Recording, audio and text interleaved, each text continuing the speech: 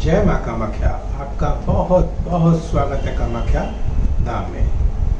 कुंभ राशि मई मास सन 2022 कैसा रहेगा, आइए जानते हैं। और एक नजर डालेंगे मुख्य त्योहारों पर और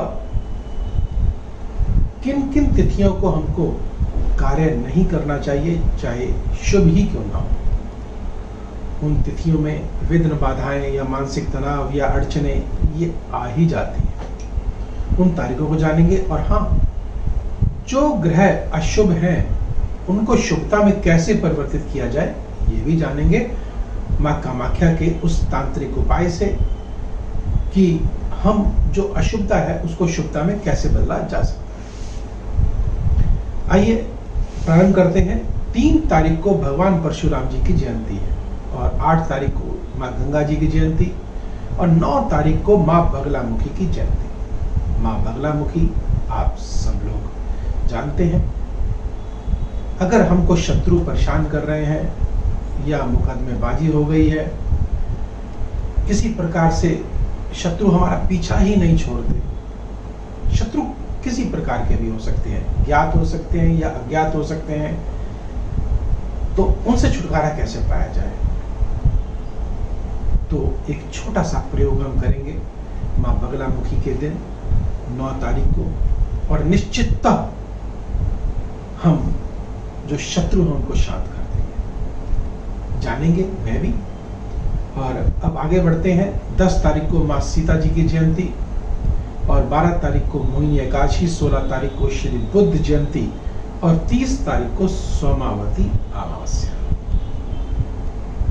आइए अब उन ग्रह नक्षत्रों का जो परिवर्तन है उनके बारे में जान लेते हैं।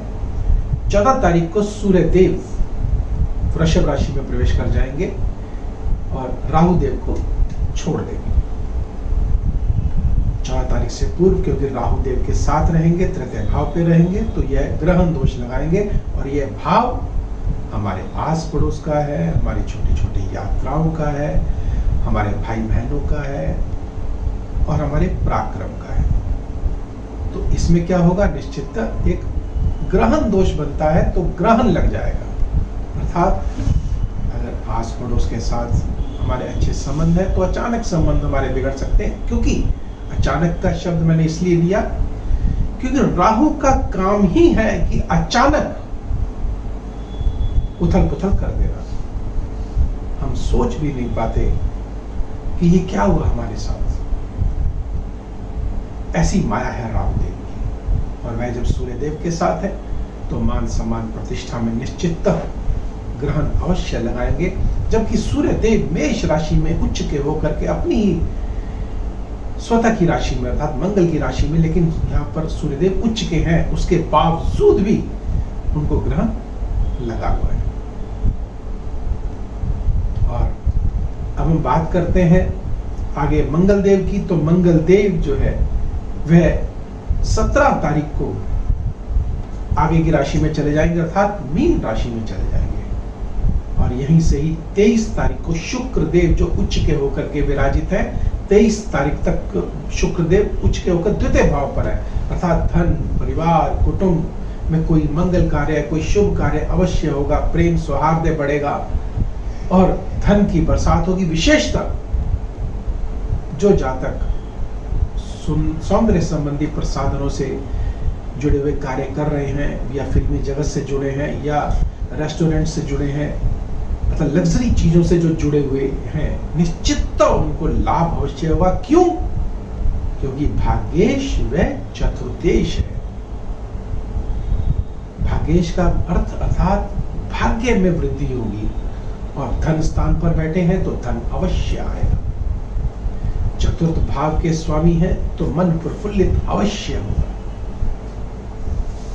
और साथ में बैठे हुए बृहस्पति देव, और बृहस्पति देव द्वितीय भाव पर विराजित है अर्थात धन, परिवार, कुटुंब के घर पर विराजित है। और बृहस्पति देव सुखों के कारक हैं, ज्ञान के कारक हैं।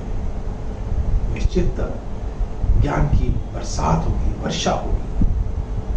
और इसके साथ साथ जब ये बृहस्पति देव पंचम दृष्टि से छठे भाव को देखेंगे छठा भाव जो कि रोग का भाव है, ऋण का भाव है, शत्रुओं का भाव है, पीड़ा का भाव है, अर्थात अभाव, किसी प्रकार का भी अभाव अगर है तो वह छठे भाव से देखा जाता है। तो यहाँ पर बृहस्पति देव की दृष्टि पड़ रही है तो निश्चित रोग न्यून होंगे।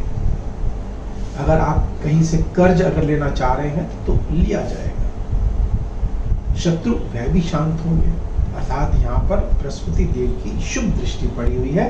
और यहाँ से सप्तम दृष्टि जब अष्टम भाव पर पड़ेगी तो अष्टम भाव भी जो पाप का भाव है, धोखे का भाव है, पीड़ा का भाव है, अज्ञात शत्रुओं का भाव है, और जब बृहस्पति देव यहाँ दृष्टि डालेंगे तो इन सब से आपको मुक्त कर देंगे, अर्थात सुखों में वृद्धि कर देंगे। धोखा मिलते मिलते भी आपको नहीं मिलेगा।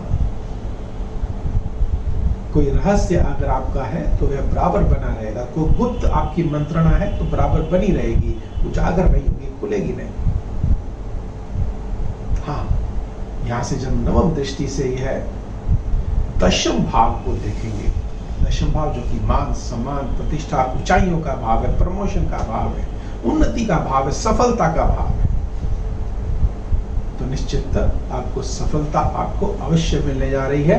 अगर आप विद्यार्थी हैं, कोई प्रतियोगिता का आपने अगर कोई एग्जाम दिया है तो आप सफल अवश्य होते हुए दिखाई दे रहे हैं। कोई प्रमोशन है आपका अवश्य होगा। अगर आप विदेश जाना चाहते हैं तो ये माह आपके लिए उत्तम है, सफलतादायक है, भाग्यवर्धक है, उन्नतिदायक है। अब यहां से हम बात करते हैं मंगल देव की। मंगल देव लग्न में विराजित हैं शनि देव के साथ, और यह 17 तारीख तक यहाँ पर विराजित रहेंगे शनि देव के साथ, अर्थात मंगल शनि की युति जो कि अशुभ मानी जाती है, अर्थात बनते बनते कार्य आपके बिगड़ जाते हैं, मंगल कार्यों में विघ्न आ जाएगा। और इसके साथ यह तृतीयेश के और दशम भाव के स्वामी होकर के लग्न में बैठे हुए हैं। जैसा कि मैंने कहा, दशमेश का मतलब है कि ऊंचाइयां, कर्म आपके अवश्य, आप कर्म द्वारा आप सफल अवश्य होंगे। तृतीयेश है पराक्रम द्वारा, अपनी हिम्मत, ताकत, साहस के बल पर आप उन्नति आप अवश्य पाएंगे, सक्सेस होंगे, निश्चित होंगे। लेकिन यहाँ पर प्रयास आपको करना पड़ेगा। और जब शनिदेव साथ में है तो निश्चित थोड़ी सी उथल पुथल आपके साथ हो सकती है, या थोड़ी सी रुकावटें आ सकती हैं, और वह रुकावटें ना आए इसके लिए छोटा सा उपाय है, उसको करेंगे। और अगर हम बात करते हैं स्वास्थ्य की दृष्टि से तो अचानक स्वास्थ्य बिगड़ भी सकता है, और विशेषतः रक्त विकार उनको हो सकता है। तो ऐसे में क्या करें, निश्चित एक छोटा सा उपाय है, उसको करके आप अवश्य सफल हो सकते हैं। राहु से तो सब विदित है। राहु जब पंचम दृष्टि से जब 1, 2, 3, 4, 5 एकादश भाव को देखेंगे तो अचानक आपको धन का लाभ कराएंगे। और यहाँ से सप्तम दृष्टि से जब भाग्य स्थान को देखेंगे तो भाग्य में वृद्धि आपकी अवश्य होगी। और विदेश यात्रा का अगर आपका अगर कहीं आपने पर्चा भरा हुआ है या आप पेपर्स लगाए हुए हैं तो निश्चित आप सफल अवश्य हो जाएंगे, आपको कामयाबी अवश्य मिलेगी। और यहीं से नवम दृष्टि से जब ये सप्तम भाव को देखेंगे तो ध्यान रखें, पारिवारिक जीवन में या प्रेम प्रसंगों में निश्चित खटास अवश्य आ सकती है। और रोग की दृष्टि से मैं आपको उपाय बताऊंगा कि क्या करके हम निश्चित इस माह को मंगलमय बना सकते हैं। आइए पहले उन तारीखों को नोट कर लेते हैं जिन तारीखों को हमको कार्य नहीं करना। और विशेषतः अगला वीडियो आपके पास आएगा माँ बगलामुखी के ऊपर कि शत्रुओं को कैसे शांत किया जाए, या नवरात्र में ऐसे कौन से प्रयोग किए जाएं, छोटे छोटे, या दान क्या किया जाए, माँ देवी की आराधना कैसे की जाए, और हमारे शास्त्रों में क्या दिया है। अगर आपके समक्ष उन तांत्रिक उपायों को रखूंगा तो आप चमत्कृत होंगे और आप वास्तव में कहेंगे कि हमने तो आज तक ऐसी देवी की आराधना या पूजा की ही नहीं, इसीलिए हमको जो है लाभ नहीं मिला। जानेंगे अगले वीडियो में उस चमत्कारिक उपाय। आइए पहले उन तारीखों को नोट कर लेते हैं। 2, 3, 12, 13, 20, 21, 29 और 30 भूल कर भी तिथियों को कार्य ना करें। अगर करना भी पड़े तो ध्यान रखिएगा 5 मुखी एक रुद्राक्ष लीजिएगा और उस पर काम्या सिंदूर लगा करके सिर के तकिए के नीचे रात को रख के सो जाइएगा और प्रातःकाल अपने सिर के ऊपर से 3 बार घुमा करके और बोले शंकर पर चढ़ा के आ जाइएगा और वहां प्रार्थना कीजिएगा कि हे प्रभु हमारे पापों को क्षमा करें। और एक गुप्त मंत्र है, उस मंत्र का अगर आप उपाय अर्थात इसके साथ साथ उसका प्रयोग करेंगे, जाप करेंगे, तो निश्चित इस माह को आप मंगल में अवश्य बना सकते हैं। वह मंत्र है शोम ओम ओम ऊठा। आप इस माह को चमत्कारिक और मंगलमय बनाएं। इसी शुभकामनाओं के साथ अब मुझे दीजिए आज्ञा। जय माता।